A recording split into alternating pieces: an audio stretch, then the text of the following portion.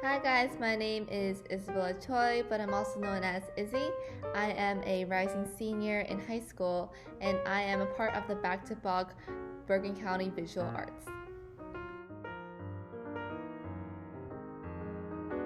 So what is photography? So the picture you're looking at right now is the first picture ever taken, and this was taken by Joseph Nicephore. I'm probably pronouncing that wrong, but you can try reading the French here.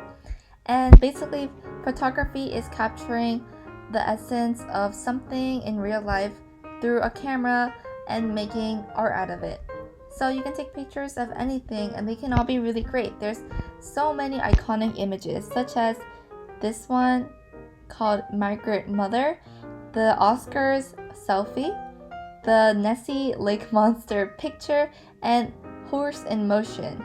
And this was the first picture that really captured the motion of something, and he did this by putting a bunch of cameras, and a horse ran over a bunch of tripwires that would trigger the cameras, and he took a whole bunch of pictures. So pictures can capture basically anything in real life, even motion, which you think could only be on video, but he did it with a picture. So what to take pictures of?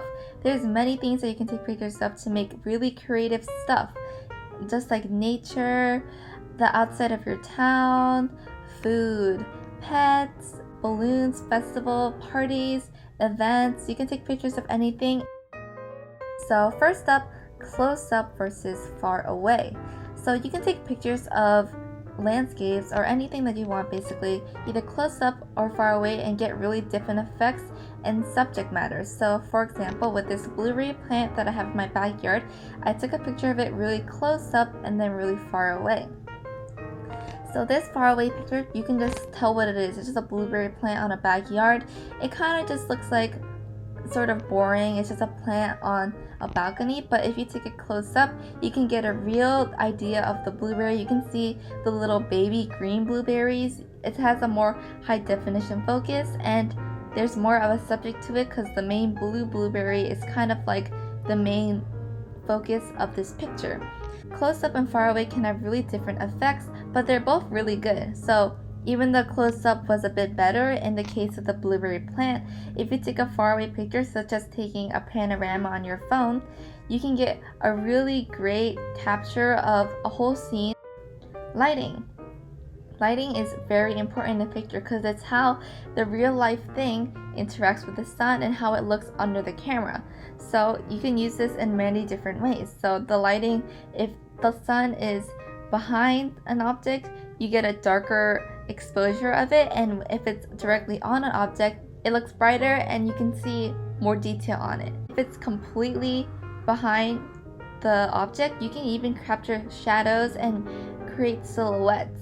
And even if the sun interacts with another object to create light and color, and it can bend it and create rainbows that you can use in your pictures, like how I used here when it reflected onto my hand.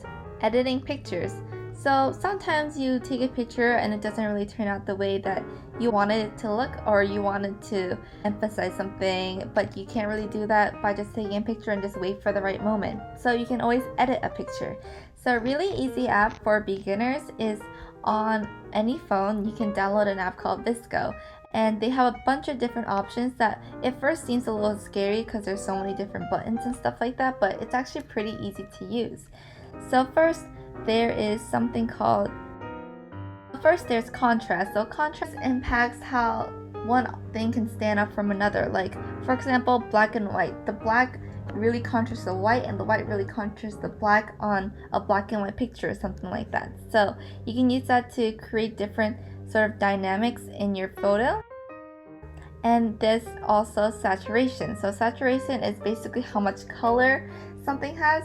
So the more saturated something is, the more colorful and vibrant it is. So here I use it to make the sunset more vibrant because I wanted to make it more lively and have more color. Now is exposure. So this relates to lighting, which is something I just talked about, but exposure is basically how much light there is in a picture. So if you have less lighting, you can get this effect, and if you have more, you can get this effect. So one really looks like a sunset, and when I turn on the exposure all the way up, it kind of looks like there's no sunset, it just looks like it's the morning or something like that.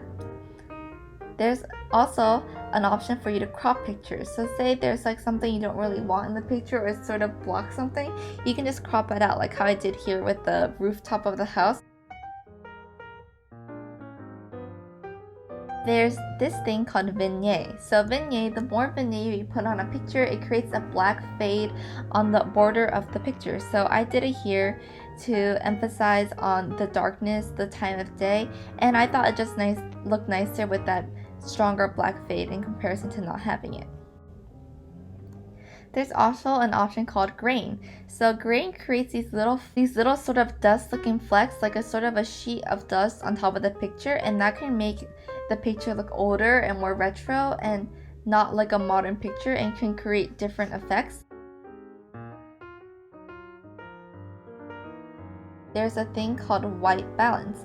So white balance creates tints in the picture. So here the tint is really yellow, or it can be really blue, or it can be really pink or really green, and that can create different colors in the picture that weren't actually there, or it could emphasize the colors that are already there and make them brighter and stronger.